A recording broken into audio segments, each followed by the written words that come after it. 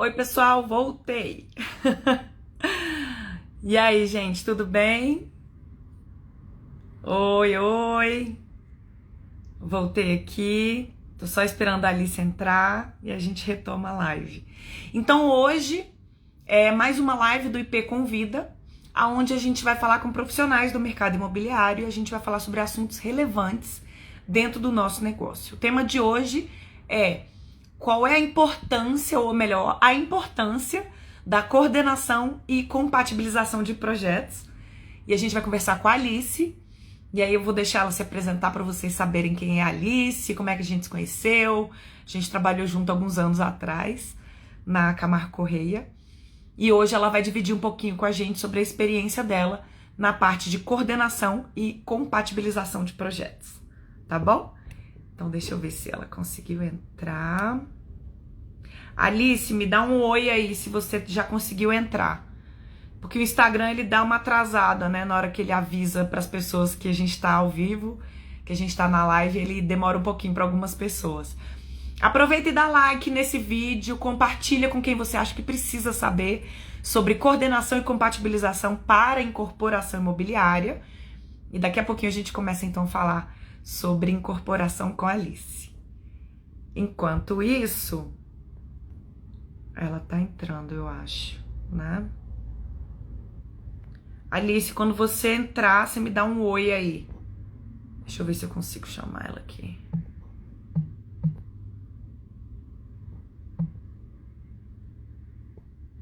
Ainda não. Já entrou aí, Alice? Acho que ainda não, né? Inclusive, vocês podem mandar perguntas também, que no final da live a gente vai responder, que nem a gente fez com a live do Carlos, né? Onde a gente falou sobre...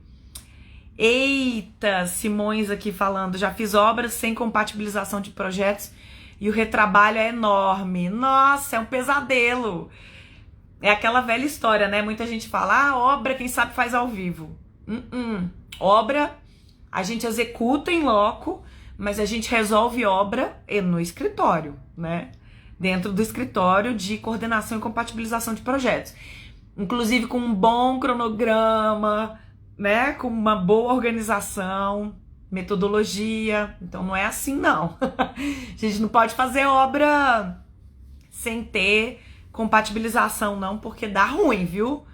É isso mesmo, dá muito retrabalho. E a gente acaba perdendo dinheiro, tempo. Isso é um problema, viu? Deixa eu ver se a Alice conseguiu entrar. Alice, você tá por aí? Se tiver, manda mensagem pra mim. Cadê a Alice, gente? Internet é bom, mas tem hora que não ajuda a gente, não. É assim mesmo. Simões, e você já teve muito retrabalho e muito prejuízo financeiro, né? Não fazendo compatibilização de projetos. Vou até adiantar um assunto. O que é coordenação e o que é compatibilização de projetos, né? Que são dois conceitos que andam lado a lado, mas são diferentes. A coordenação de projetos é quando você é o maestro da orquestra. Então você diz quem faz o que, quando e por quê. Vou pegar uma aguinha aqui pra mim. Quem faz o que, quando e por quê. Então o que acontece? Quando a gente tá falando sobre coordenação de projetos, eu vou criar um cronograma. E nesse cronograma eu vou dizer qual é a etapa que cada projetista vai entrar. Então, por exemplo, a gente tem que fazer o cronograma. Ó, a Alice acabou de entrar. Deixa eu até chamar logo ela aqui. E aí a gente vai falando sobre esses assuntos aqui. Chamei. Convite, acho que vai ter um delayzinho aí. Vamos ver se você vai conseguir entrar. Eu acabei de te mandar o convite. E deu certo. Teve um delay, né? Aí eu te mandei o convite e aí depois você apareceu. Ai, Alice, que bom te ver. E aí, Carolzinha. Nossa, quantos anos, né? Acho que quanto? Uns 12, pelo menos, vai? Uns 12. Vamos contar essa história, vamos contar de onde a gente se conhece. Vamos. Gente, então, ó, eu comecei, eu estava introduzindo o conceito de o que é coordenação, o que é compatibilização de projetos, mas eu acho que você é muito mais capacitada para falar sobre o assunto. Só fazendo uma pequena introdução, a gente se conheceu em 2009, não, 2008, quando eu entrei como trainee corporativo da Camargo Correia. Aí depois do trainee eu fui para a CCDI, Camargo Correia de Desenvolvimento Imobiliário, e a Alice já estava dando um banho lá de coordenação e compatibilização de projetos e eu ficava só assistindo. Então conta um pouquinho, Alice, quem é a Alice, o que que a Alice faz, conta pra gente. A Alice começou com 15 anos, na verdade com 14, fiz curso técnico em edificações na Getúlio Vargas e comecei a trabalhar em escritório de arquitetura com 15 anos e de lá para cá trabalhei na prefeitura, na Secretaria de Planejamento Urbano, toquei obra, por incrível que pareça, eu toquei obra. Tem E, muita gente que já tocou obra também, não sabe nem como é que foi o processo. e assim, foi muito curioso porque eu trabalhava na Bancop, eu não sei se vocês lembram da Bancop, ela quebrou, enfim, teve toda aquela história do apartamento do Guarujá e tudo Sim. mais. E quando comecei como estagiária lá, eu saí da Secretaria de Planejamento, eu trabalhei 5 anos no escritório de arquitetura, aí fui para a Secretaria de Planejamento, eu trabalhei no plano diretor, nos planos regionais, e aí, quando eu ia fazer 2 anos na prefeitura, só podia ficar no máximo 2 anos. Eu já me agilizei e arrumei esse estágio na Bancop.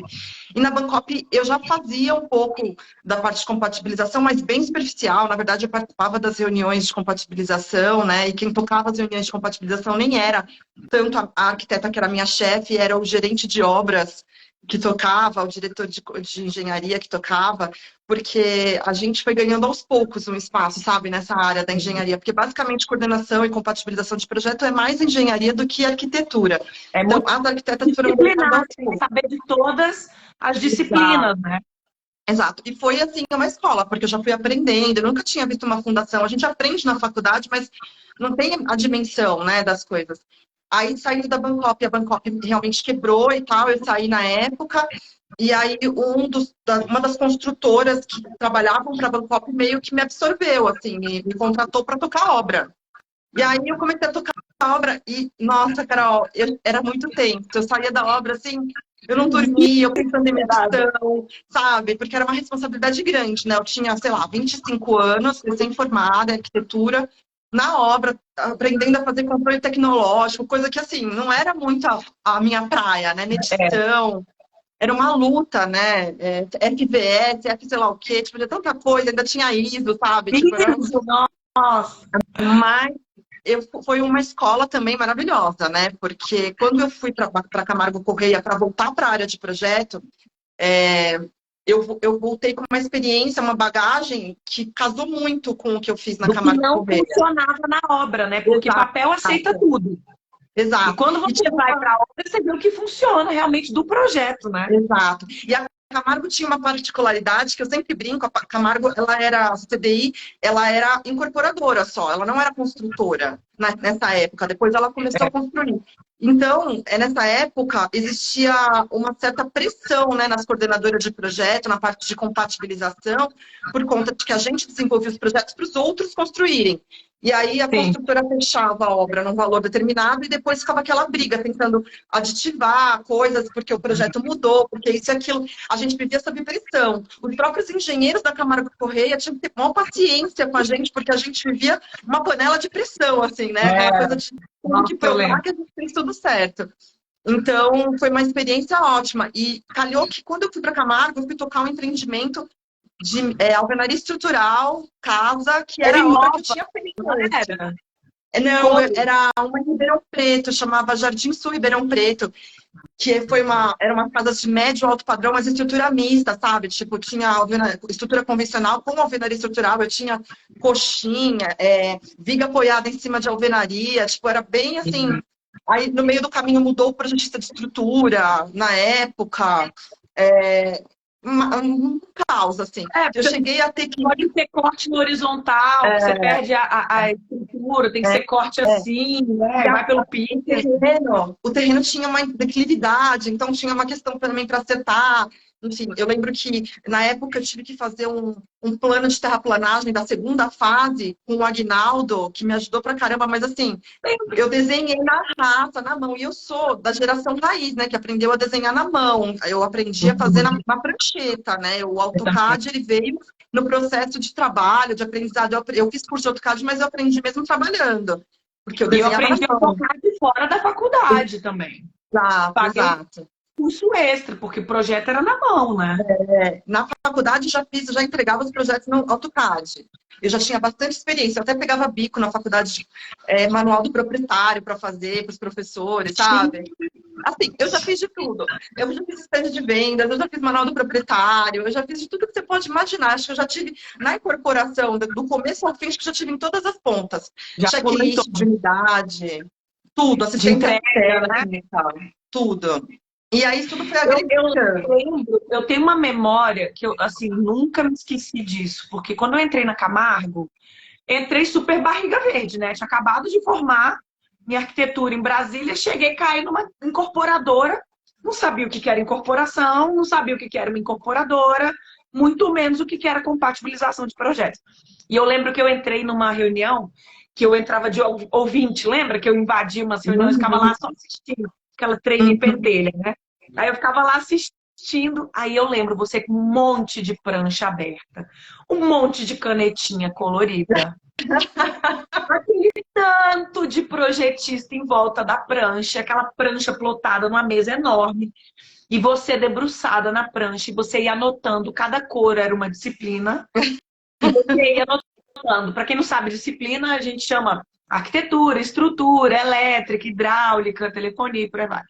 E aí você ia anotando o que cada projetista ia falando e montando aquela compatibilização na mão, É, né? eu Como é sempre que era gostei. isso? Conta isso um pouquinho. Como é que era essa trajetória aí? Que você chegava o projeto de novos negócios, né? Aham. Fechou o terreno, fizeram estudo de viabilidade econômica, estudo de massa. O terreno veio para dentro de casa, né? Muitos dos terrenos já eram de dentro de casa, porque esse CDI tinha um land bank gigante. Aham. Mas vinha aquele produto. Aí tinha reunião de kickoff com os projetistas, com o time, né? Isso. Aí você ia apresentar o quê? Todas as Então, diretrizes de projetos, a regra do jogo, não, se eu cronograma. te falar que eu nem lembro como era na época, eu acho que, acho que a coisa evoluiu tanto, né? Mas assim, eu posso falar Era aqui hoje, é, hoje, por exemplo, ainda eu tenho algumas coisas que permanecem, né? Então, por exemplo, eu faço isso até hoje, né? Todo esse processo. Então, eu recebo o plano, o estudo de massa, e eu faço uma análise do estudo de massa. Agora, então, que está essa loucura de lançamento, que todo mundo quer lançar daqui um mês, dois, né? Então, eu tenho antecipado, eu antecipo uma análise minha, com base na minha experiência, enfim. É E um aí, relatório depois de eu vou. compatibilização, né? É um Exato, relatório de compatibilização. Só para exato. fazer o projeto de prefeitura. Exato. Só que nessa etapa eu tenho só um estudo de massa. Então, o que eu consigo avaliar, né? Eu consigo avaliar, vai ter pressurização, não vai por causa da altura da torre, a entrada está folgada em relação ao nível da rua, eu já tenho levantamento planimétrico, sei mais ou menos os níveis. Então, algumas coisas eu já consigo antecipar. Outras eu só vou conseguir de Chassi, fato. estrutura. Então, aí o estudo de massa ainda não tem isso. Aí depois que vem um estudo preliminar, onde eu tenho todos os shafts, daí eu já vejo onde vai ter desvio, onde vai ter que descontinuar, ou vai ter que ter um pé direito maior para caber o desvio, ou eu vou continuar o shaft para conseguir chegar, já vejo onde está o reservatório de escoamento, já vejo onde está o reservatório de reuso, já também falo para onde que é melhor ir por conta de nível de rua, porque hoje a gente tem, principalmente em São Paulo, né, que a gente tem já as áreas bem consolidadas, a gente tem um problema sério de conseguir sair no nível da sarjeta com a água pluvial. A gente tem saído muito afogado, porque com essa história também de loja, de fachada ativa, a gente também não quer fazer um térreo elevado por conta de que tem que ter rampa, aí você começa a perder terreno, né? Exato. Uhum. Então, A gente tenta subir o menos possível o térreo, mas subir o suficiente para não afogar, porque bombear água pluvial é uma coisa que é surreal, não existe, muito projetista nem aceita, né? Então, eu faço essa primeira análise, mas aí eu já encomendo, né? Porque a compatibilização não é só compatibilização, você vira coordenadora, maestra do restante das disciplinas, né? Então, geralmente... Já até fala essa diferença do que é a coordenação e o que é a compatibilização. Exato. Hoje, o que eu acabo fazendo? Eu sou muito mais coordenação do que compatibilização de executivo, mas eu ainda faço a compatibilização de estudo preliminar e anteprojeto. No executivo, até pelo volume de obras que a gente tem contratado empresas para fazer a compatibilização, e aí eu já te explico aonde que eu foco nessa compatibilização lá na frente. Mas, por enquanto, então eu peço o relatório de premissas de elétrica, hidráulica, peço para fazer a forma do tipo, a modulação do tipo, se for alvenaria estrutural. Então, eu já tenho um material básico onde eu consigo... locação, você já pega também nesse início, né? Não, aí não. Aí é só tipo, porque a gente, tudo que resolver no tipo vai descer depois para o resto, né? Aí a gente faz uma reunião de compatibilização. Tipo e pós-tipo. Isso, exatamente. Começa pelo tipo. Aí a gente resolve, faz uma reunião de compatibilização para tirar as dúvidas do arquiteto, porque ele já está com os relatórios em mão, só que ele sempre vai ter dúvida, né? Vai querer mudar isso, aquilo. Aí a gente faz uma reunião de compatibilização, acerta com ele o que tem que ter, e o bombeiro também manda, porque um dos principais que tem que estar nesse momento é o bombeiro, porque o bombeiro inviabiliza muita coisa. Aí o bombeiro também já fala as diretrizes dele, agora com essa história também de compartimentação vertical, que a gente não pode ter sem as abas, enfim. E aí ele manda toda essa análise, faz a reunião de compatibilização. Hoje as reuniões são todas online, então geralmente eu pego todos os relatórios, jogo numa apresentação e vou passando no online, e aí no final a ata fica simples, porque você gravou a reunião e você tem a apresentação já mexida, já manda, e acabou o processo. E aí, nesse ponto, a gente tem a oportunidade, o legal de começar nesse momento é que a gente tem a oportunidade de dar sugestões que vão viabilizar muito o produto. Então, desce a alvenaria estrutural aqui, vamos diminuir esse vão para não ter que transitar, sabe? Você consegue dar vários inputs para o projeto que vão trazer economia futura. Né? Como hoje eu trabalho numa incorporadora, numa construtora, eu trabalho na P4, engenharia. Então, eu tenho um pool de clientes que eu atendo, e esses clientes trazem as necessidades deles, e eu dou muito essa contrapartida de custo de obra, muito. Eu acabo muito... Você só faz coordenação e compatibilização das obras que a construtora vai fazer. Isso, exatamente, exatamente. E aí eu tenho, geralmente, um orçamento que é parametrizado no começo, né? Que eles pegam uma outra obra nossa, parametrizam um orçamento. Então, eu sou aquela chatinha bedel que fica, isso aqui não foi orçado, isso aqui vai sair fora do custo, esse consumo de concreto e aço está subindo muito, né? Vamos trocar essa aba de concreto, vamos botar um EPS. Então, sou eu que vou puxar para a realidade um pouco o arquiteto, entendeu? Porque tem que bater com a viabilidade econômica. Exato, exato. E aí tem que estar sempre com o olho naquele orçamento inicial. Exatamente, porque foi aquilo que viabilizou o empreendimento. Exato. E aí, eu vou fazendo isso ao longo de todo o desenvolvimento, porque aí depois que veio o EP, ele vai virar um AP, a gente chama de um AP. Aí a gente seria um EP revisado, que é e aí o certo... Exato. Aí o certo seria essa revisão. Fala aí para quem não entende a sopa de... Exato. O anteprojeto, o que ele vai... Aí eu não vou ter só relatórios, eu vou ter, além da disciplina de arquitetura, eu vou ter instalações já marcando, já desenhando o centro de medição, já fazendo algumas coisas. A estrutura já vai fazer os outros pavimentos, vai soltar uma carga que eu vou conseguir fazer uma pré-fundação, uma pré-contenção. Então eu já consigo destrinchar mais. O ideal é que o PL... ele fosse protocolado nesse momento, depois de compatibilizado. Mas não acontece. Via de regra, o que acontece é que é protocolado um Pinóquio, exatamente, um Pinóquio, um PL fake, como vocês quiserem. E aí, quando vai apresentar, atender o Comunique-se, aí a gente introduz as questões da compatibilização, acerta o projeto com a compatibilização. Então, nessa primeira versão de PL, ele ainda não é um EP compatibilizado, é estudo preliminar compatibilizado. Sim. E aí, depois que você deu entrada atendeu como mix, deu entrada nesse projeto todo ajustado e tal, aí você já começa a atuar em outras frentes também, porque aí vai vir planta de contrato para você olhar, para você conferir, vai vir imagem, vai vir memorial descritivo, memorial de caixa econômica quando é financiado.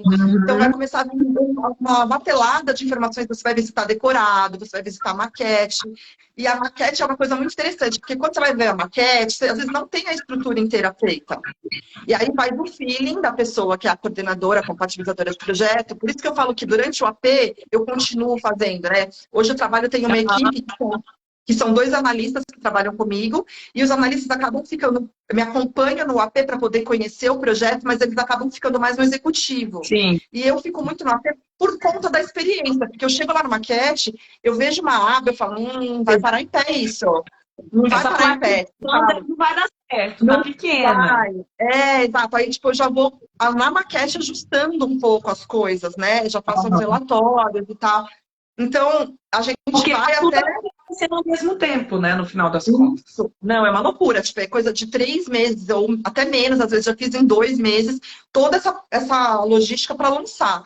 Porque tem muito aquela questão do time de lançamento, né? Eles não podem perder o time do lançamento, porque o outro vem lançar na frente, eles perdem a clientela. Exatamente. Então, e o cronograma? Então, e o cronograma? O cronograma... Você que monta o cronograma. Exato. Essa etapa de anteprojeto acaba ficando muito mais na mão do cliente, o cronograma, por conta dessa logística de material de vendas, né? Mas eu dou meus pitacos, né? E aí, quando eu termino, quando a gente lança, eu ainda dou mais um tapa no anteprojeto, faço uma revisão do anteprojeto. Estrutura, geralmente, o que eu tenho feito, eu olho muito bem olhada a última versão de AP de estrutura antes de entrar no pré-executivo, que já é uma etapa do executivo. E para o executivo, para o pré-executivo, executivo e LO, eu faço um cronograma no Project, que todo mundo vai seguir, a gente vai revisar mensalmente no Project. A gente vai de base, né? Tudo bonitinho. A gente não usa nem, acho que nem 90% do Project, porque a gente acaba usando só o Gantt, né? A gente não usa os recursos todos que tem. Mas a gente usa o Project, faz toda a análise, enfim, de datas, né? Mas assim, via de regra, Carol, um projeto, obviamente que tem exceções, mas um projeto básico, né? De uma torre, ou até 2 torres, a gente leva em torno de 8 a 10 meses para fazer um projeto executivo, do pré ao LO. LO, liberado para obra, para quem não sabe. Exato. E aí, como que acontece, né, os projetos? A gente começa revisando arquitetura, as bases de arquitetura, aí a gente tem paisagismo e decoração, aí estrutura, instalações, fundação, aí algumas coisas vão... Hoje em dia a gente tem desempenho também, então... Relatório, né? Exato. Aí tem os relatórios de acústica, térmico-lumínico. O térmico-lumínico eu resolvo praticamente todo no AP, porque se não passar, é no AP que eu vou mudar. No AP que eu vou mudar a cor de fachada, no AP que eu vou mudar tudo. O acústico eu ainda consigo resolver alguma coisa no executivo, que é fazendo algum tipo de tratamento, mudando especificação do gatilho. Exato. Então, eu ainda consigo mudar alguma coisa. Então, geralmente, o acústico vai com a gente até o final. O térmico-lumínico a gente já define o que vai ser no começo do projeto. E aí, a gente vai desenvolvendo. E aí, ao final de cada entrega, a gente faz uma análise geral e, se precisar, faz uma reunião de compatibilização. Mas eu sou old school, né? Eu falo que eu sou old school porque, assim, aqueles relatórios, assim... como é que, sei lá, a tubulação está, a bandeja está em conflito com a tubulação de água fria. Eu não faço esse tipo de comentário. Então eu olho e falo, desvia aqui, desvia ali, já ajusta aqui, passa por baixo, move para cima tantos centímetros, exato, forma quadrilha. Exato, faço um croquis, coisa e tal. Como agora a gente tem tido esse apoio dos compatibilizadores, né? Que eu falei para você que a gente contrata alguns escritórios que fazem compatibilização e alguns a gente desenvolve internamente, que aí a Fê... Eu cheguei a contratar também. Exato. Aí a Fê e o Vitor fazem. O que eu costumo fazer? Por exemplo, com a Fê, que trabalha comigo na minha equipe, eu marco um dia com ela na P4 e a gente olha tudo que ela viu e eu vou vendo outras coisas, porque é dedo podre, né, que a gente tem quando a gente é coordenadora, né? A gente fala, mas você olhou ali, quando você fala, você olhou ali, é ali que tá o negócio. E aí a gente fica lá o dia inteiro na P4 vendo os comentários que ela fez e vendo se tem mais coisas para acrescentar. E com o compatibilizador eu também faço isso, externo. Eu marco um Uhum. dia, me facilita, porque eu não fico mais 5, 10 dias olhando o projeto. Ele olha nesses 5, 10 dias, depois num dia eu Você resolvo com ele vai tudo que olhar estava de faltando. novo para ver se faltou alguma coisa. Exato. É bem mais eficiente também, né? Porque às É, vezes eu lembro de às vezes não ver coisas. Porque você está exato. tão É dentro o que mais. do desenho que às vezes você não Mas, via as coisas, mas né? sabe Uma qual viga é? desalinhada. Às vezes, assim, eu vou falar uma coisa para você. A gente brinca, é muito ingrata até um pouco a profissão nesse aspecto, porque se você vê 100 coisas, uma que você não viu é a que vai pegar. Então, sempre vai ter alguma coisa que você não viu, assim, você tem que aprender a lidar com isso. E Sim. depois, com o tempo, também você entende que na engenharia tudo tem conserto, tudo tem. Tudo é resolvível, entendeu? O importante é Sim. você manter um bom relacionamento com a obra, para que a obra te dê esse input a tempo de você conseguir tomar uma atitude E o corretiva, entendeu? Porque ideal também é fatalmente você vai ter um acontecer. cronograma que você consiga estar sempre à frente, né? Exato, Não também. consegue Então, ficar sempre, a gente aí é sabe. outro porém, né? Isso eu É, falei para você de um programa de 8, 10 meses. Mas, via de regra, o que acontece? Lançou dali 6 meses, a obra começa. é. A obra começa, amiga. Queira você ou não, você pode chorar, você pode falar que não vai ter projeto. A obra Gente, começa. espera mais um mês, porque o projeto não está pronto. Eles já estão Então, tapumando, exato. tapando. Aí o que que É, acontece? A gente faz já um cronograma para soltar em 6 meses, 5 meses, a fundação em locação de carga, embutido e forma da fundação. Então, sim. eu chamo esse de material básico para início de obra. Aí a Uhum. obra começa, aí é o tal de cavar buraco, né? Fazer estaca, Aí não eles sei o ficam quê. se divertindo um pouquinho e a gente ganha tempo para resolver o que. E a gente É. lá no executivo, tipo, nas instalações, nos demais pavimentos, Uhum. tentando esgotar todos os problemas.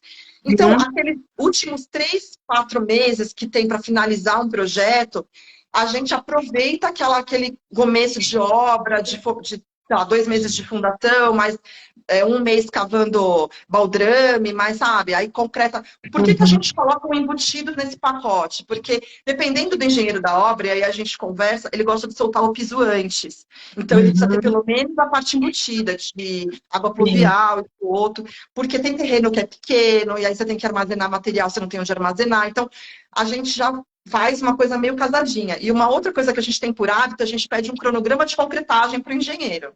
Porque sempre o gargalo é a armação, né? Então, a armação você tem que mandar alguns meses antes para o corte de obra, senão não dá tempo de chegar na obra. E é a última coisa que sai no projeto. É a última coisa que sai é a É. armação. Então, eu já peço, já me antecipo, já peço para o engenheiro, me passa seu cronograma de concretagem, primeira laje, segunda laje, nananã. Aí eu já faço uma conta, já converso com ele, falo, seu fornecedor está precisando de quantos meses para cortar e dobrar, nananã. E aí a gente tenta entrar no consenso. Você vê Às que a vezes sua foge, experiência em obra, de tocar é, obra lá no início, foi é, fundamental para você poder trabalhar com isso agora, né? sem dúvida. Eu acho até por conta da empatia, sabe? Porque você tem que ser empático com quem está lá no front, né? Na obra. Não está Então, no ar-condicionado. às vezes a gente tem aquela coisa, aqui não é pastelaria. De fato, o projeto não é pastelaria, não é algo que saia. Mas a gente tenta achar um meio termo, nem para mim, nem para você, vamos se ajudar. Assim, Uhum. ao longo desse tempo todo, eu já fiz das coisas mais malucas possíveis, tipo de soltar um dia antes para o engenheiro, de Ai, ficar falando por telefone, de nossa, passa o tubo ali, escritório deixa tem um uma bastante. noite para finalizar a verificação de forma, É, porque tinha é, concretado no dia seguinte. Já fiz isso também. É exato, horrível, né? exato. É horrível, o ideal é não Porque te passar dá um por medo de isso. estar fazendo errado, né? E você não tem É. tempo. Mas assim, se você tem 10 projetos, um vai estar nessa condição. É difícil você ter sempre tudo lindo, perfeito. O mundo ideal e o mundo real são dois mundos que É, não, é. né, não interagem. Então, assim, de fato, você tem que ter esse bom senso, essa empatia com quem está em obra. E eu gosto demais de obra, né? Eu gosto demais de engenharia, eu gosto demais de engenheiro, de arquiteto, desse contato, eu gosto. Então, por mais que eu fique assustada, às vezes, com a dinâmica, eu tenho aquela vontade de fazer dar certo, né? Então, Aham. acho que isso é o resultado que você faz, né? E é incrível você ver pronto, né? É incrível. Você pensar que eu trabalhei nessa construtora que eu trabalhei na época que eu trabalhei em obra de médio padrão, mas eu ajudei muito a finalizar alguns empreendimentos que eram associativo da Caixa Econômica, enfim. E você vê a alegria das pessoas recebendo chave, é uma coisa assim que te arrepia, sabe? Foi muito checklist quando eu era estagiária, que eu recebia as pessoas, a família inteira ia no dia do checklist, sabe? Tipo, até arrepia, assim, a família inteira aí. Era o sonho da pessoa, casa própria, gente. Brasileiro tem muito isso, né? Enraizado, assim, essa coisa da casa própria. É a maior compra que você vai fazer na sua vida, na maioria das famílias. Exato. É financiamento de vida inteira, né? Tipo, de investimento de vida inteira. Então, assim, é gratificante. Uma coisa que eu lembro muito quando a gente estava lá na Camargo, até tio Zé Luiz, né? Que, nossa, o bom inimigo do ótimo, né? Como eu tive sorte de ter o Zé Luiz, como ele era meu gestor, mas como eu era trainee, você ainda não trabalha, na verdade, né? Você está ali observando, aprendendo. Sim. E aí eu lembro que ele sentava comigo para me mostrar as diretrizes de projetos. Como é que tem que ser uma fachada? Como é que tem que ser a modulação de revestimento? Quando é que eu tenho balanço? Para que tipo de padrão de empreendimento que eu tenho balanço de quantos centímetros? Vou fazer subsolo para esse tipo de empreendimento. Vou trabalhar com piso elevado para paisagismo desse tipo de empreendimento.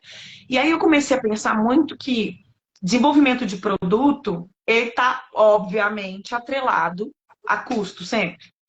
Só que se você não tem definido muito claro na tua cabeça qual é o padrão de empreendimento que você está desenvolvendo e qual é o custo que você vai ter, tudo pode. Você pode colocar revestimento de 60 por 60, de 90 por 90. A coisa fica muito solta, né? Então, eu aprendi com ele essa necessidade de você ter uma diretriz de projeto por padrão de empreendimento. Isso eu acho que foi uma coisa que mudou muito. Porque você não fica criando a roda o tempo inteiro.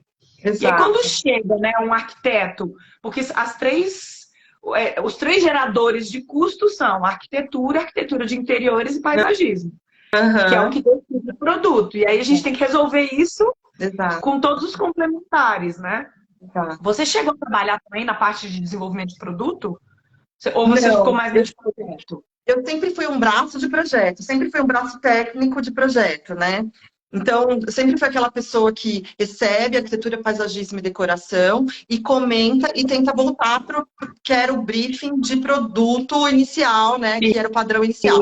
Uma coisa que eu sinto muita falta com as incorporadoras, a gente atende algumas, é elas terem justamente definido esse briefing, sabe? Algumas eu já sei o briefing e o padrão que é, porque eu já estou no quinto, sexto projeto com elas, mas elas não têm isso formal, né? Não tem. De coisas básicas, assim, do tipo de cerâmica, padrão de cerâmica, padrão de vestimento, padrão de metais. Vedação interna, vedação externa, bloco de 9, bloco de 12, bloco de 12. Exato. Se vai ter ponto de gás, se não vai ter cooktop elétrico, tipo, definições que não são definições de projeto, que vão interferir no projeto, mas que são definições de produto, né? A gente até fez aqui internamente um formulário para eles preencherem, a gente manda a dificuldade de receber de volta com a coisa definida, é bem grande, eles levam às vezes meses para soltar, a gente já está até com o projeto já pronto quase, entendeu? Quando vem. Então, é curioso isso, né? Acho que acabam se deixando levar pela questão dos prazos de lançamento e não focam em melhoria, porque isso é melhoria contínua. Você vai fazer um de cada padrão. Dali para frente é só você replicar aquele padrão, né? E já facilita muito. Eu vou te mandar um negócio presente. Eu montei um briefing técnico de produto, que é o quê? Isso meus alunos recebem, né? Mas vou mandar para você. Que é o quê? Quando a gente faz o desenvolvimento do produto, a gente desenvolve o produto em cima de uma análise comparativa que veio do mercado. Então, eu olho o que o mercado está desenvolvendo, faço uma análise comparativa e falo, eu quero desenvolver meu produto desse jeito. Aí eu vou para o briefing técnico de produto. Vai ter ponto de filtro, vai ter ponto de água para geladeira, vai ter... E aí eu começo no detalhe. A gente tem um formulário. Desenvolver um tipo de produto antes de fazer qualquer tipo. Porque aí quando eu for fazer o orçamento, eu já tenho noção técnica do que eu vou fazer nesse produto. Tem ponto de filtro para geladeira. Exato. Já é uma coisa que tem uma diferenciação muito grande, né? E a gente tem um documento assim. Mas, assim, para eles preencherem, assim, é uma coisa que você fala, nossa, até a gente deixa marcado em azul, que é a parte deles, tem a nossa parte também, que é a parte de projeto. É um briefing grande.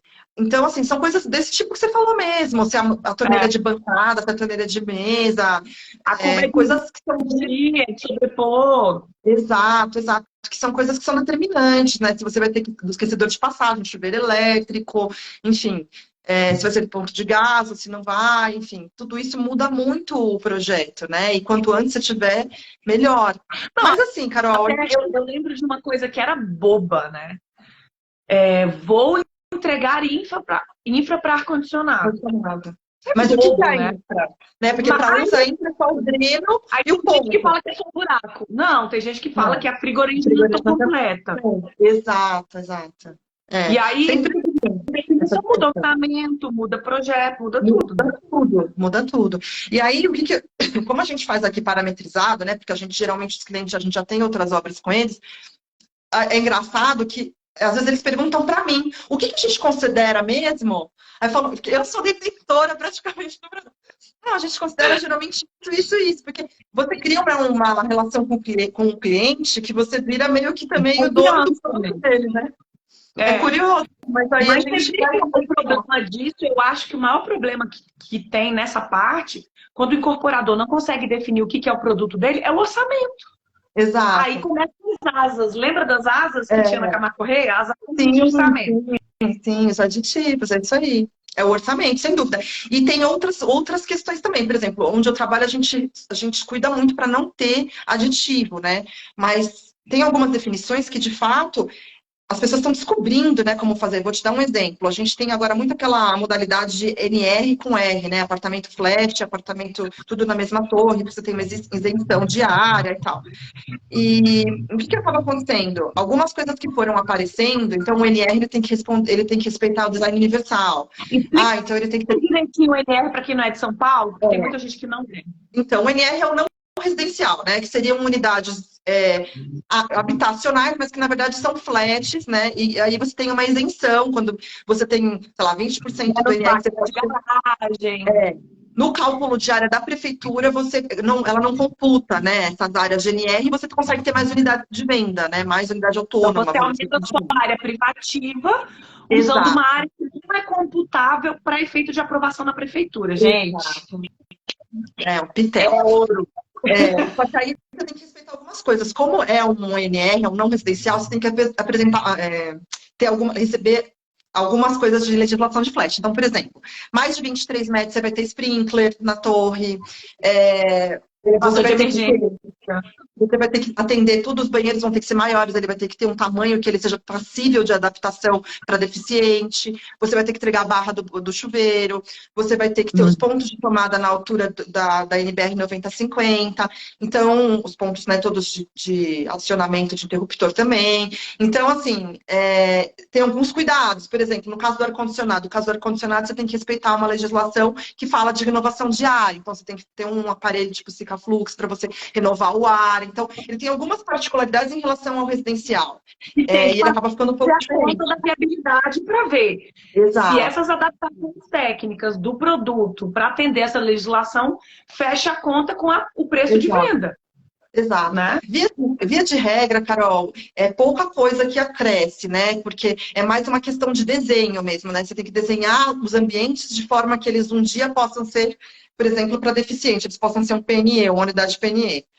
Mas, assim, o que você vai colocar mais é uma barra no chuveiro, não é nada muito que agrava muito. E aí tem muito questão de interpretação. Tem cliente que fala, não, nós vamos fazer a bacia de 44, que é a bacia de conforto, né, para o PNE, e tem cara que fala, não, vamos fazer uma bacia normal, porque o cara, se ele for alterar, ele coloca lá um prolongador, enfim. Então, é muito do produto. E aí você começa a entrar em algumas questões. E aí veio geralmente no começo a gente fazia uma escada do NR, outra escada do R, os elevadores do NR, entradas completamente independentes e outra do R.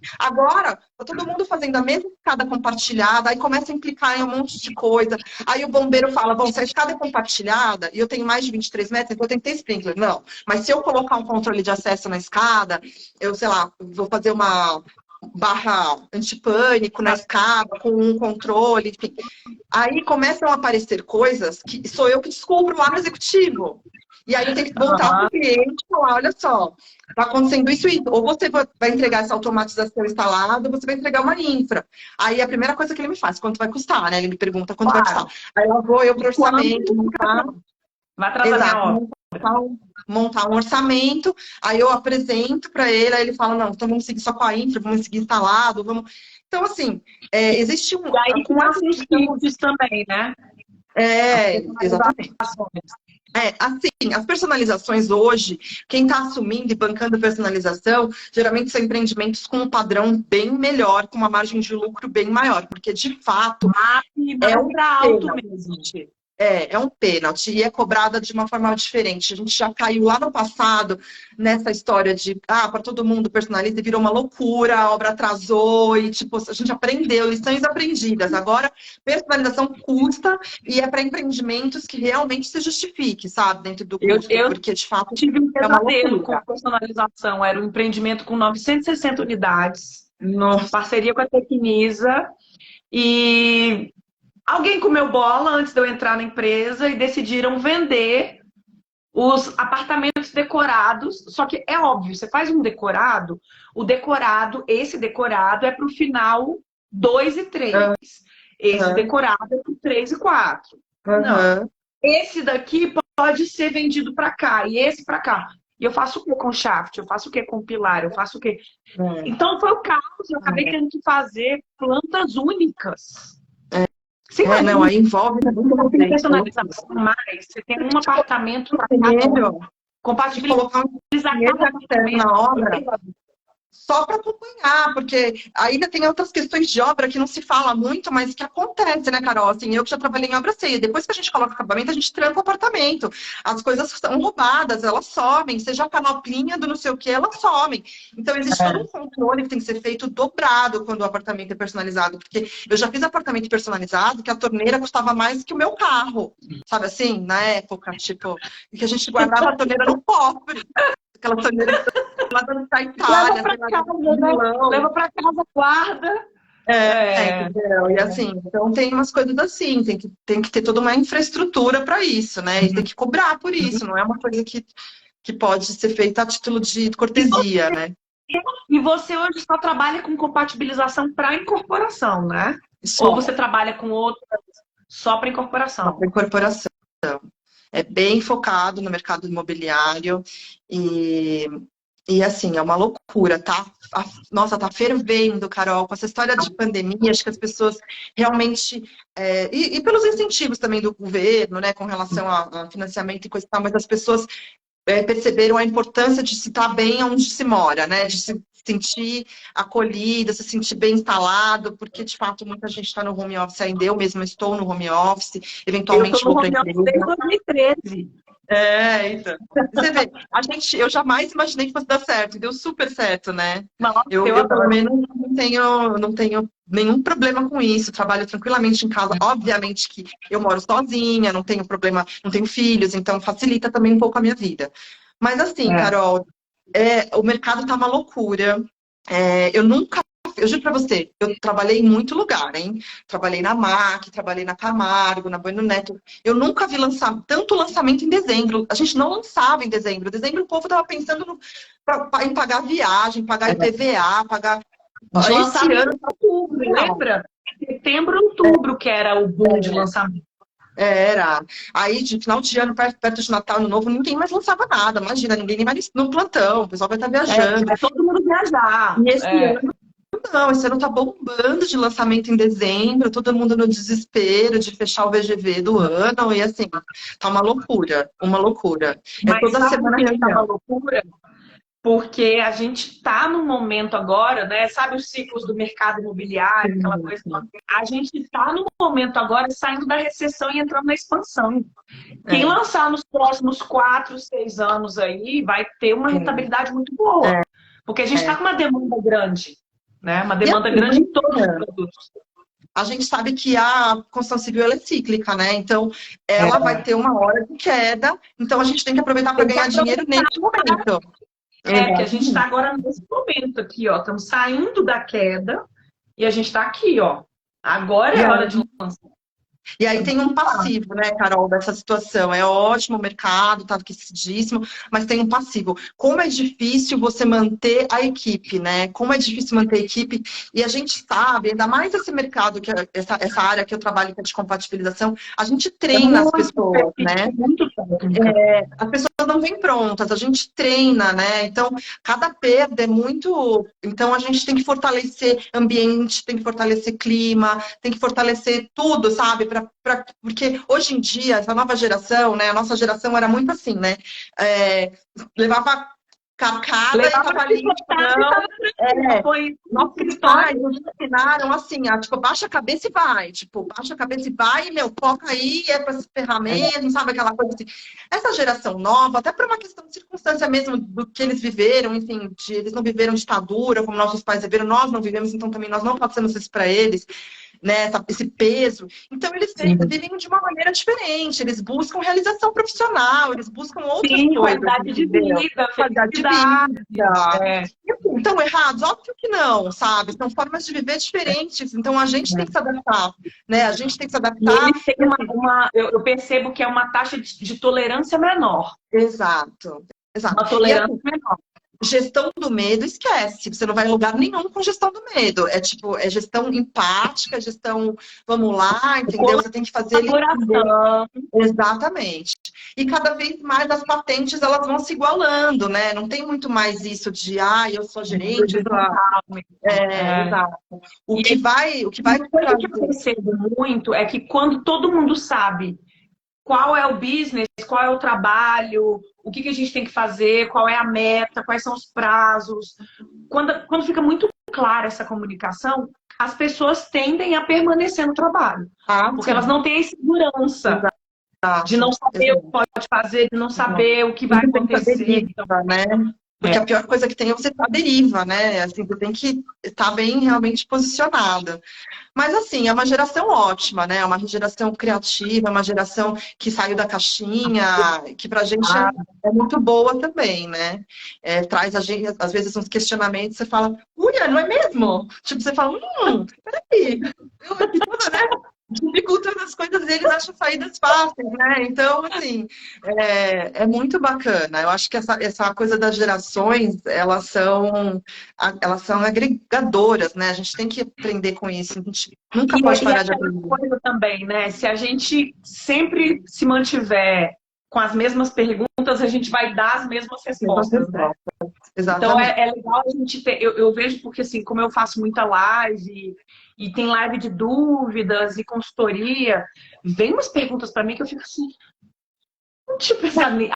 Aí eu corro atrás. Isso já virou um conhecimento para mim também, né? Exato. Então é muito bom você também ter isso de gerações diferentes trabalhando juntos, porque acelera muito até o meu próprio aprendizado. Para mim, eu acho ótimo. E até essa questão das especialidades, né? Antes a gente tinha lado A, lado B, arquitetos e engenheiros, tinha que ter aquele jogo de cintura. Hoje não, sabe? Eu tenho na minha equipe engenheiro. Quer trabalhar em projeto? Serve engenheiro também, serve arquiteto, serve engenheiro. Arquiteto quer trabalhar na obra? Trabalha na obra. Sabe? Ninguém é quadrado, todo mundo se vira, todo mundo vai aprender, todo mundo vai agregar, sabe? Porque na grande verdade é que a gente aprende em campo, né? A faculdade, ela só dá uma introdução. Né? Ela só dá uma basezinha, né? Então, quem tem o sonho, né? No estágio e no trabalho, na vida profissional mesmo. Exato. Quem é engenheiro e tem esse sonho de trabalhar com projeto, brilha os olhos com isso, vai para cima, sabe? Se coloca. Eu acho que não tem limite, né? Não tem limite. Tem muito arquiteto, gente, porque assim, eu vejo, ainda tem muito arquiteto achando que só pode viver de projeto, desenvolver projeto de casa. E a gente tem uma carência de mão de obra para trabalhar com compatibilização, planejamento. Imagina, empresas montando diretrizes de projeto como uma empresa de consultoria. Montando o padrão, toda a padronização de desenho, porque tem muita empresa que não tem padrão de nada, né? Nem de nomenclatura de arquivo. Exato. Você chega lá, o arquivo é um código, você fala, meu Deus do céu, como é que eu vou achar um arquivo desse na pasta? Não acha, né? Então, assim, a incorporação imobiliária é uma linha tão gigante de profissões que estão ali dentro E pessoas Exato. tão necessárias, o coordenador de projetos, o compatibilizador de projetos. E agora, as empresas especializadas em fazer coordenação e compatibilização. Eu contratei na época, 2012, a gente ainda tinha na Cirela a área técnica, que a gente chamava de corporativo, né? Então, os projetos Uhum. executivos e a compatibilização eram feitas em São Paulo, no escritório de São Paulo. E aí, em 2012, encerrou esse escritório e a gente começou a terceirizar. Eu fiquei para morrer. Eu falei, gente, vai perder um conhecimento gigantesco, né? Como é que eu vou fazer essa gestão de conhecimento? E as Então, mudanças, né? assim, é muito da forma como você se envolve, né? Eu ainda, o que a gente estava falando, né? Eu terceirizo as compatibilizações, mas eu estou muito envolvida ainda em tudo, né? E aquilo que, na época, em 2015, que teve a crise, que acho que 70% dos arquitetos ficaram desempregados, porque foi uma das primeiras áreas que ficou sem trabalho, a gente não tinha, na MAC acabou a área de projeto, não existia mais, né? As 3 meninas que trabalhavam lá saíram. Foram mandadas embora. E aí eu comecei a fazer outras coisas. Aí a gente volta naquilo que você falou, de o mercado é muito amplo e para tudo. Foi uma época em que eu vendi lenço mesmo. Eu vendi lenço porque eu comecei a fazer layout de laje corporativa, que era o que tinha. Porque os escritórios começaram a, tipo, reduzir, né? Uma empresa, sei lá, de informática que ocupava 2 andares, passou a ocupar um só. E aí tinha que fazer layout. Vamos vender layout, então, entendeu? Então, foi como eu me virei nessa fase. Eu me virei fazendo esse tipo de coisa. Outra coisa que eu comecei a fazer também, eu estudei com a Elisa Prado, né, que é consultora de acessibilidade, a gente trabalhou junto na Prefeitura Maé, a gente é amiga, colega mesmo, assim. E Olha, aí eu sabia, eu trabalhei com ela, acho ela maravilhosa. ela é Mas não é maravilhosa. amiga, não. E Só aí se... a gente trabalhava na prefeitura, na Templa, nas férias da Templa, você não tinha que trabalhar o dia inteiro, diferente dos outros estágios todos que eu fiz. Eu fiz 9 anos de estágio, né, porque entre o técnico e a faculdade foram 9 anos. E aí eu saía com ela de lá, a gente saía da Templa e a gente ia em todos os museus ali do centro da cidade, porque era no Martinelli, né, a Templa. A gente ia no Espaço Cultural, Banco do Brasil, a gente ia fazer uma programação toda cool, assim, e a gente ficava nas exposições, e ela sempre curtiu essa coisa de estudar, de fazer mestrado, aí ela fez um mestrado e tal. E aí, nessa época, ela pegava bastante relatório para fazer de empresa, de shopping. Eu pegava o meu carro, ia lá, a gente passava o dia tirando foto, fazendo medição, fazia uns puta relatório enorme. Aqui não tem barra, aqui não tem piso tátil, aqui não tem isso, aqui não tem aquilo. Então, assim, tem um mercado muito amplo, muito amplo. É você realmente se especializar, ir conhecer, estudar, tem para todo mundo, Eu acho né? que o principal é você entender o que é incorporação imobiliária, olhar para aquilo ali e falar onde eu posso Chegar um entrar. nicho, exatamente, E exatamente. pegar o nicho, porque ele E assim, existe. nunca vai ser fácil no começo, né? Nunca vai ser fácil porque é o processo de aprendizado, né? A gente aprende cometendo erros, enfim. Mas é muito recompensador depois. Você realmente chegar numa fase da sua vida em que você se percebe fazendo algo de grandioso, sabe? Seja Nossa, ajudando um me passou empresário, um filme na seja... cabeça aqui agora. Quando eu fui demitida da Camargo, você lembra aquela segunda-feira, né? Lembro, Aquela negra, demissão em massa. lembro. E aí eu saí da Camargo e foram até 2 pessoas da Camargo que me abriram essas portas, né? Uma pessoa estava em Goiânia e ele tava trabalhando numa incorporadora, que era parceira do Tecnisa, estava precisando de uma coordenadora de projetos. Eu ainda não era uma coordenadora de projetos. Aí eu mandei meu currículo.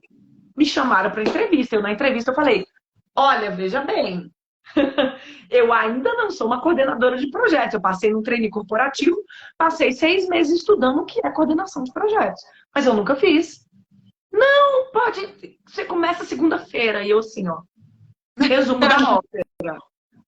Resumo da ópera. Fui montar cronograma no project. Fui fazer coordenação e compatibilização. E eu compatibilizava também. Então, eu fazia sobreposição de plantas, porque eram mais de 80 torres, eram 70 e eram vários empreendimentos em várias cidades. Fui montar equipe, e aí, óbvio, no início você vai trabalhar 12, 14 horas, porque você tem que entender o que é o trabalho, Uhum. organizar a bagunça. Eu lembro muito bem disso, assim, quando eu estava no meio do processo, falava, não vou dar conta, não vou dar conta, gente, isso aqui é humanamente impossível. E dei conta, e terminei, e passou essa fase, né? A gente só Mas é descobre muito o isso. tamanho da nossa força a hora que a gente se submete ao desafio, né?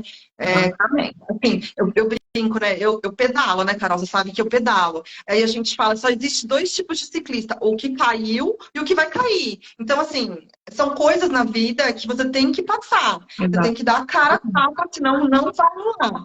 Né? E é Não dá todo pra... dia, né? Exatamente. Todo dia. Todo dia é um aprendizado até hoje, vai ser sempre. E vai ser sempre. Tecnologias vão mudando, né? E os Exato. produtos vão mudando, e a relação do cliente, do usuário com o imóvel vai mudando. Então, são novas necessidades. E aí você tem que. É o famoso gerúndio, né? Vamos estar nos adaptando o tempo inteiro. E aí a gente Né? entra um pouco na questão do BIM, né? As pessoas lá atrás, quando o BIM entrou, as pessoas, nós vamos perder o trabalho, nós não vamos mais ter. Nunca! Porque você tem um patrimônio intelectual que nem computador nenhum vai te tirar. Ele vai te falar do conflito físico, do conflito, mas Ele vai o intelecto é seu. Exato. Você é a experiência, você é a pessoa que sabe o que funciona na obra, você é a pessoa que entende que essa forma não é produtividade para a obra, aquela forma sim é, então vamos mudar um pouco o detalhe da Do estrutura. TQS, né? É. O TQS vai substituir o calculista? Nunca. Nunca, Você joga nunca. o projeto no TQS, o TQS roda uma estrutura, dá lá o paliteiro de pilar, você, engenheiro, vai tomar a decisão de Exato. onde vai estar a modulação de pilares, onde é que vão estar os pilares. Mas o TQS ele já vai te dar uma solução técnica, mas ele não vai substituir nunca, né? O engenheiro. A sua percepção, né? Todo o conhecimento que você adquiriu ao longo da tua caminhada, né? É muito isso. Sensacional. Ai, adorei! Adorei! Alice, como é que a pessoa te acha? Porque eu já vi gente aqui pedindo seu Instagram, o nome da empresa. Como é que o pessoal te acha? Conta aí. E-mail, o que você quiser disponibilizar, conta aí pra gente. Anota aí. Então, eu vou te dar o meu e-mail profissional, é a Lima, de Alice Lima, alima, @p4engenharia.com.br. E a gente está aberta para trocar experiências. Anotem aí o contato da Alice, quem quiser compatibilizar a obra direito, tá? Sem fazer amadorismo. Entre em contato com incorporadores. Conheçam a P4. A P4 tem um trabalho super bacana, é uma empresa super moderna, uma empresa super jovem, bem estruturada. A gente faz um trabalho muito legal de assessoria aos nossos incorporadores mesmo, né? A gente tem uma grande cuidado com essa questão do custo da obra, né? Porque é muito fácil fechar, difícil é você manter o cliente ativo, né? Fechar uma obra é muito fácil, a gente manter ele ativo em várias obras é o nosso desafio. Então, onde a gente agrega o cuidado com o custo, né, para não sair demais do custo. Então, acho que isso é um trabalho muito legal. Acho também é o seguinte, não desmerecendo de forma alguma quem trabalha fazendo compatibilização dentro da incorporadora. Mas eu acho muito bom quando a compatibilização é feita. É uma empresa que faz você, por exemplo, faz compatibilização de várias obras, né? Estão pedindo para discutir o e-mail. Eu acho que você escreve aí no comentário, Alice. Escreve aí no comentário, o pessoal está pedindo o seu e-mail aí. Uma coisa que eu acho muito legal é quando você tem uma empresa que faz compatibilização de várias obras, porque ela aprende com outras obras. Então é diferente de você fazer a compatibilização de uma, duas obras e você fazer de 30, 40. Você vai ter um leque de soluções muito maior, né? Porque a gente trabalha também com produtos diferentes, com conceitos diferentes. A gente tem incorporadores que são empresas familiares, a gente tem incorporadores que são mais, vou dizer, profissionalizados, mas assim, tem mercado aberto, enfim, né? Tá na bolsa, então tem tudo quanto é tipo de cliente, né? A gente tem lá uma equipe que tem acho que 12 ou 13 pessoas, são vários coordenadores, então a gente se distribui, a gente tem reuniões mensais justamente para dar esse feedback, esse retorno do que cada um está passando nos seus projetos, e algumas coisas são comuns, outras são novas, né, e a gente às vezes tem dificuldade de aprovar no Bombeiro 1, no outro a gente consegue, e aí a gente também troca informação. Em outros estados também? para obra e compatibilização? Atende, assim, a gente não tem uma gama ainda, mas é tudo negociável, né, Florzinha? Aqui a gente faz É só qualquer chamar, negócio. né? É só chamar, É, gente. exatamente. Aqui a gente. E é isso, assim, além de tudo, é uma empresa onde é gostoso, as pessoas se ajudam, sabe? A gente tem essa empatia, cooperação entre as equipes, equipe de obra, equipe de projeto, se respeita muito, né? Então, isso sempre reflete no trabalho, né? Assim, eu posso falar que da minha carreira, ao longo do tempo, assim, algo que eu fui cultivando foi essa relação entre departamentos, porque quando a gente começou lá atrás, você lembra, né, Carol? A briga que era projeto, engenharia, a gente ficava ali naquela Produto, projeto, produto, engenharia e atendimento. isso era uma coisa. E Era. hoje aconteceu, isso não existe mais, né? A gente sabe da importância de cada um no processo, enfim. A gente também amadureceu e O também, né, mercado fiquei mais velha, né? amadureceu também. O mercado amadureceu também, eu acho. Amadureceu. Porque Hoje uma coordenadora de a projeto é gente mais respeitada aprendeu também. a fazer um negócio meio sem norte, né? Eu acho que na época a gente tinha aquela coisa assim, as arquitetinhas estão falando, né? Tipo, hoje a gente já tem, né? As pessoas enxergam a gente de outra maneira, né? Com uma Mas porque a atitude gente também responsável. né? É, Acho que a gente a também fez em casa. gente ganhou Porque espaço. existia uma falta de comunicação gigante e uma falta de É, informação, né? A gente chegava lá sem saber muito bem o que tinha que fazer. Eu, pelo menos, gente, eu saí da UNB e, pô, estudei na UNB, Universidade de Brasília, Universidade de Lisboa. Eu saí da universidade em quem? Incorporação? É o quê? Não sabia o que era. vender alguma coisa que não existe. Me fala, né? Porque é uma questão muito jurídica, né? Eu sempre, quando entra alguém novo na equipe, eu faço questão de explicar o que é isso, o que é incorporar, que é um termo jurídico, que você vai vender algo que não existe, que você tem um compromisso de venda, que não sei o quê, que, de fato, a gente não tem na faculdade. Formalizar a ideia, tem que fazer uma conta de viabilidade, orçamento, Exato. mercado. Sensacional. E aí, óbvio, fazer compatibilização, porque você começa com uma ideia de um produto, tá lindo, maravilhoso, na hora de entregar, custou 3 vezes mais, porque você não fez uma compatibilização de projeto, errou um monte, retrabalho. E às vezes não é nem o custo, é a questão do tempo mesmo, né? O prazo de obra acaba ficando muito estendido. Antigamente a gente tinha muito essa coisa de ficar fazendo 3 anos obra e o projeto tinha que sair em 2 meses. Hoje a gente aprendeu, né, que a gente pode fazer obra em 2 anos, 18 meses, se a gente tiver 10 meses dedicado ao projeto de forma responsável.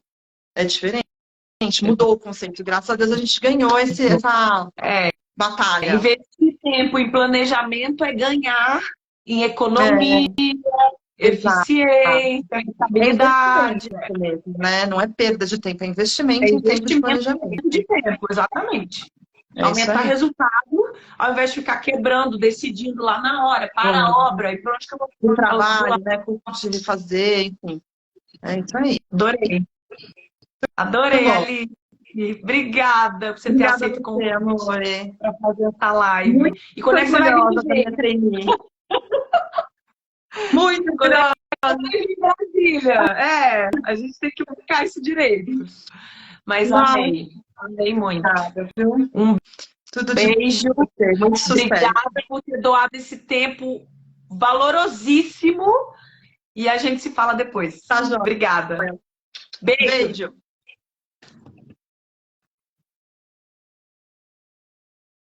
Gente, obrigada pela participação de vocês. Hoje a gente teve mais uma live incrível com a Alice, que trabalha com coordenação e compatibilização de projetos. E a gente vai continuar mantendo esse ritmo de lives. Na terça e quinta são lives que são mais aulas comigo. E segunda, quarta e sexta eu vou chamar pessoas bastante relevantes para o mercado, para a gente começar a discutir assuntos muito importantes para o desenvolvimento da incorporação imobiliária, com rentabilidade, com coerência. E tem gente aí falando que chegou atrasado, né? Carlos, chegou atrasado, né? Gente, obrigada pela participação de vocês. E a gente se vê amanhã, que amanhã também tem mais live. Tchau!